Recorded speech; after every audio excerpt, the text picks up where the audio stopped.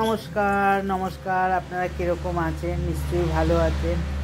হ্যাঁ, রানীর ব্লগস আর একটা দিন আপনাদেরকে নিয়ে ভিডিওটা শুরু করে দিলাম। ছেলে মেয়েদেরকে উঠেই সকালে ওদেরকে আগেই উঠে না, আমি দাঁত ফাত মাজার আগে ওদেরকে উঠে দিই। আর যে একটু দেখবে না আমার গলার আওয়াজ পাবে বা আমার হাঁটা চলে বাস না তো লাফালাফি করতে থাকে। যাই হোক, ওদেরকে দিয়ে ভাবছিলাম চা খাবো, তারপরে না মানে রান্নাঘরের জানলার ভেতর দিয়ে ঢুকে যাচ্ছে কাক খাবারের জন্য। ছাদে চলে আসলাম, ছাদে ওদেরকে খাবার দিলাম। দেখুন কি করছে খাবারের জন্য, চিন্তা করে।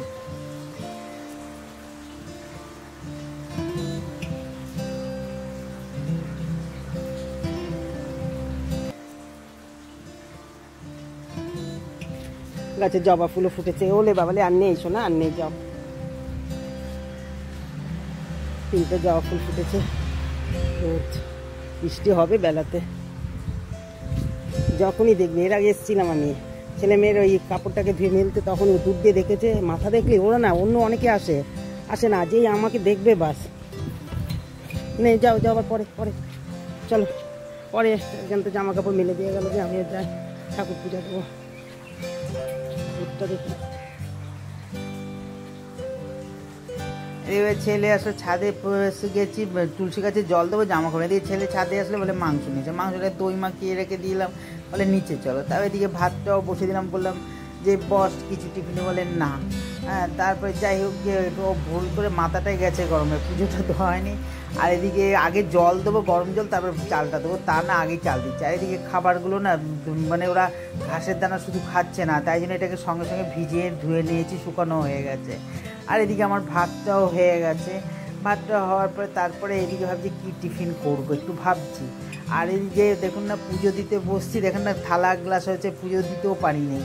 তাই ও এসে বলে তুমি আমি যাই, তুমি পুজো দাও। আমি বললাম না, সকালবেলা এসেছি, সে আসতেই পারে না, সময় হয় না রবিবার ছাড়া। তারপরে আমি না বস ঠিক আছে, আমি ঘরে ঠাকুরকে পরে দিতে পারবো, গোপালকে তো জাগিয়ে দিয়েছি, জল তো দিয়ে দিয়েছি, কিচ্ছু করা যাবে না, ও আসতেই পারে না। তারপরে সেই ওকে একটুখানি চা করে দিলাম, একটুখানি সেদিনকে একটু কলার বড়া করেছিলাম, সেটা দুটো দিলাম, খেলো। যাই হোক, এবার রান্নার মধ্যে চলে আসলাম। মাংসটা তো দই মাখিয়ে রেখেই দিয়েছি। তারপরে এদিকে কড়াইয়ের মধ্যে একটুখানি রোস্টেড মশলা করে নেবো, যে ধনে, চিলি লঙ্কা, দারচিনি, কাজু বাদাম, কাঠবাদাম, জয়িত্রী, জায়ফল, তারপরে গোলমরিচ, দারচিনি, ছোটো এলাচ দিয়ে এটাকে একটু রোস্টেড করে একটুখানি গুঁড়ো করে নেবো। এটা অন্য দিন অন্যরকমভাবে করি, আজকে এরকমভাবে করবো। আর যে সকালবেলায় কী খাবো একটু টিফিন, তাই দেখলাম যে একটুখানি বিনস আছে, একটু গাজর আছে, একটু বাঁধাকপি আছে, একটুখানি চাউমিনও আছে, তাই বলে একটুখানি আছে, 2 জনের হয়ে যাবে। তাই বলে ওটাই একটু করে তারপরে একটুখানি গরম জল দিয়ে মানে একটু করে খেয়ে নিই। খেতে খেতে তো প্রায় না হলে 1:30-2 বেজে যায়।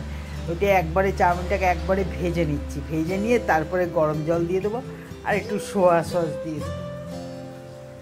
এই 2 জনের খাবার সকালবেলা একটু না খেলে হয় না। এদিকে আবার আলুটাকে একটুখানি কেটে নুন হলুদ দিয়ে আলুটাকে একটুখানি ভেজে তুলে নেবো, হালকার মতন ভাজবো, বেশি ভাজবো না। বেশি ভাজলে না আমি দেখেছি ভালো লাগে না।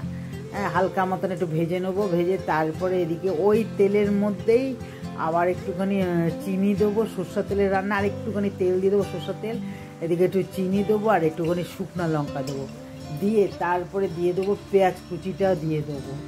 পেঁয়াজ কুচিটা যে একটুখানি লাল মতন হয়ে যাবে। আর এদিকে তো মাংসটার মধ্যে একটুখানি পেঁপে আর কাঁচা লঙ্কা পেস্ট করেছিলাম, সেটার মধ্যে একটুখানি মাখিয়ে রেখে দেবো, তাহলে ভালো হবে। এদিকে তো দইটা আগেই মাখিয়ে রেখে দিয়েছি।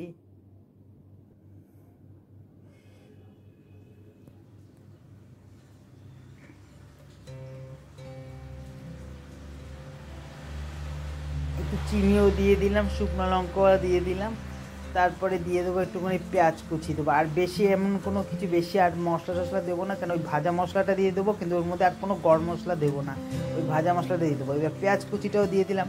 পেঁয়াজ কুচিটা দেওয়ার পরে যেই একটুখানি আসার মতো লাল হবে পেঁয়াজ কুচিটা, তারপরে দিয়ে দেবো একটুখানি জিরের গুঁড়ো দেবো, একটু ধনের গুঁড়ো দেবো, আদা বাটা দেবো, কাশ্মীর লঙ্কা বাটা দেবো, আর রসুন বাটা দেবো।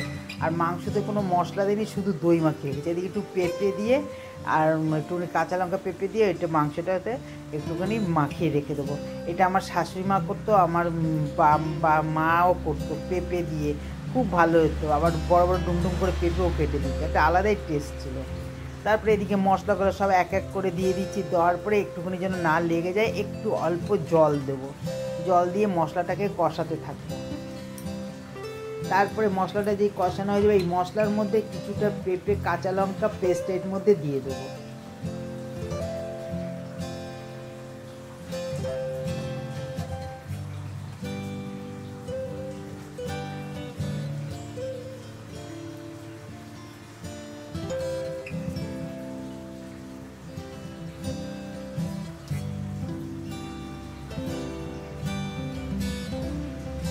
কাশ্মীরি লঙ্কা বাটাও দিয়ে দিলাম, আবার একটুখানি হলুদও দিয়ে দেবো। হলুদ দেওয়ার পরে একটু যেন না লেগে যায় একটুখানি জল দিয়ে দেবো, দিয়ে তারপরে হচ্ছে কষানো। এবার রসুন বাটাটাও দিয়ে দিলাম, দেওয়ার পরে তারপরে এটাকে আবার ভালো মতন একটু কষাতে থাকবো। আর একটুখানি জল দিয়ে দেবো যেন তলা দিয়ে যেন না লাগে, যেহেতু মশলাটা শুকনো শুকনো আছে না, জিরের গুঁড়ো ধনের গুঁড়ো। তারপরে এদিকে দিয়ে দেবো একটুখানি পেঁপে কাঁচা লঙ্কার ওই পেস্টটা দেবো, আর একটুখানি নুন দিয়ে দেবো ওর মধ্যে।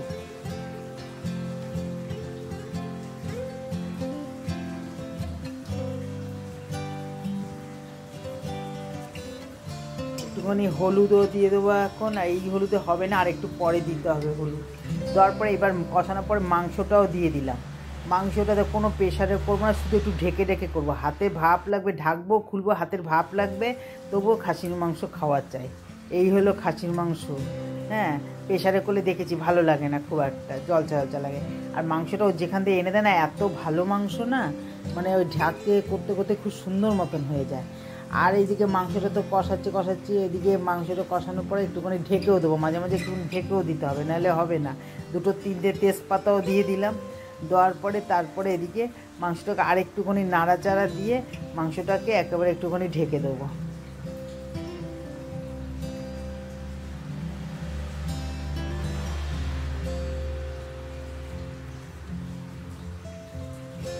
আবার ঢাকনাটা খুললাম, খুলে এবার ওই রোস্টেড মশলাটা একটু কিছুটা দিয়ে দিলাম, আবার একটু পরে দেবো। দেওয়ার পরে আবার একটুখানি নাড়াচাড়া করবো, দিয়ে আবার ঢেকে দিলাম। দেওয়ার পরে একদম দেখলেই বুঝতে পারছি একদম হয়ে এসছে, তেল ছেড়ে গেছে। এবার আলুগুলো দিয়ে দিলাম, আর একটু গুঁড়ি গুঁড়ি পেঁয়াজ ছিল সেটা একটু দিলাম, আমার খুব ভালো লাগে গোটা পেঁয়াজ দিতে। দাদা খায় না, আমি দেবো 3-4টের মতন একটুখানি দিয়ে দেবো, গুঁড়ি পেঁয়াজ দিয়ে দিলাম।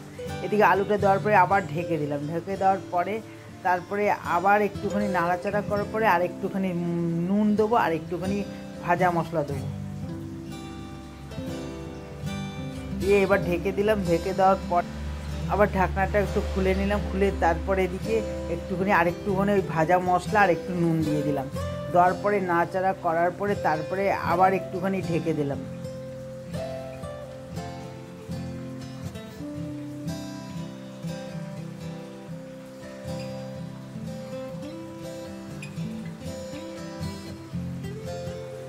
আবার ঢাকনাটা একটু খুলে দেখছি একেবারে সত্যি হয়ে গেছে। এবার একটুখানি গরম জল দিয়ে দেবো, আর সবসময় আমি গরম জলটাই ব্যবহার করি। আর গরম জলের একটা রান্না না আলাদাই টেস্ট হয়, আমি দেখেছি। একটুখানি দেখি যে নুন টুন কেমন হয়েছে, নাহলে তো আবার বলবে ছেলে দিয়ে গেছে, গজগজ করতে থাকবে যে এত দামি মাংস, নুন নাই, ঝাল নাই, স্বাদ নাই, পদ নাই, এরকম করতে থাকবে। হ্যাঁ, করবো গরমের মধ্যে, তাও বক বক করতে থাকবে। ওই জন্যই আগে একটুখানি দেখে নি বাবা। আর কাঁচা নুন দেওয়া আর একটা নুনের মধ্যে তফাৎ আছে। এবার গরম জল দিয়ে দিলাম, দেওয়ার পরে ভালো করে নাড়াচাড়ার পরে গ্যাসটাকে 2 মিনিটের জন্য একটু হাই করে দিলাম, দিয়ে আবার একটু কমিয়ে দিলাম। দেখলেই বুঝতে পারছেন মাংসটা একেবারে হয়ে এসছে, ঝোলটা একটু শুকিয়ে গেছে। এরকমই রাখবো, কারণ আবার বেশি শুকনো হলে না বসে যাবে। আবার একটুখানি ভাজা মশলা দিয়ে দিলাম, দেওয়ার পরে এইবার এটাকে নামিয়ে আর একটা তড়কা প্যানের মধ্যে একটুখানি মাখনা দেবো। এটা একটু অন্য ধরনের করছি, দেখুন, খেয়ে একবার ভালো লাগে। হ্যাঁ, এবার মাখনাটা দেবো, মাখনাটার মধ্যে একটুখানি ঘি দিয়ে দেবো। একটুখানি ঘি দেবো, ঘি দেওয়ার পরে একটুখানি কাশ্মীরি লঙ্কা একটুখানি ওর মধ্যে মাখনার মধ্যে দিয়ে দেবো, দিয়ে তারপরে একটুখানি ভালো করে নাড়াচাড়া করবো কাশ্মীরি লঙ্কার গুঁড়োটা। আর আমার তো সবসময় ঘরের তৈরি, তো আমার তো বাইরের ওই কেনা প্যাকেট না। হ্যাঁ, একটু কাশ্মীরি লঙ্কার গুঁড়োটা দিয়ে নাড়াচাড়া করে এইবার এটা নামিয়ে এবার এই মাখনাগুলো এবার মাংসের ওই ঝোলের মধ্যে দিয়ে দেবো। আর কোনো গরম মশলা আমি দেবো না। এবার মাখনাগুলো দিয়ে দিচ্ছি। একবার এইভাবে করে খান, তারপরে বলবেন এত ভালো লাগে। আর কোনো গরম মশলা দেবো না। এবার গ্যাসটাকে বন্ধ করে এবার ঢেকে রাখবো।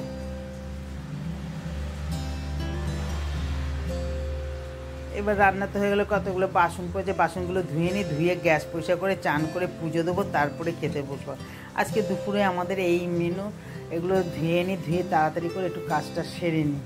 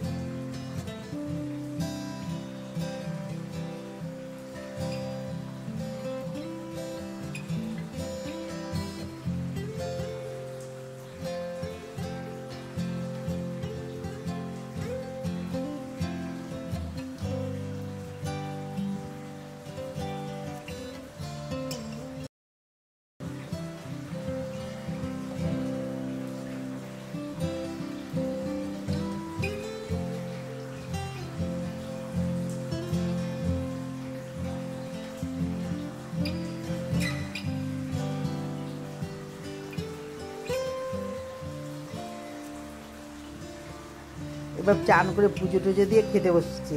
আজকে ভিডিওটা এখানে শেষ করে দিচ্ছি। ভিডিওটা যদি ভালো লাগে একটু লাইক দেবেন, একটা কমেন্ট করবেন, শেয়ার করবেন। আর আপনারা ভালো থাকবেন, সুস্থ থাকবেন, হাসি মুখে থাকবেন, আপনাদের নিজেদের শরীরের দিকে খেয়াল রাখবেন। আগামী নেক্সট ব্লগে দেখা হবে। একটা লাইক দিয়ে দেবেন, লাইকে আমাদের অনেক উৎসাহ দেয়। আসি।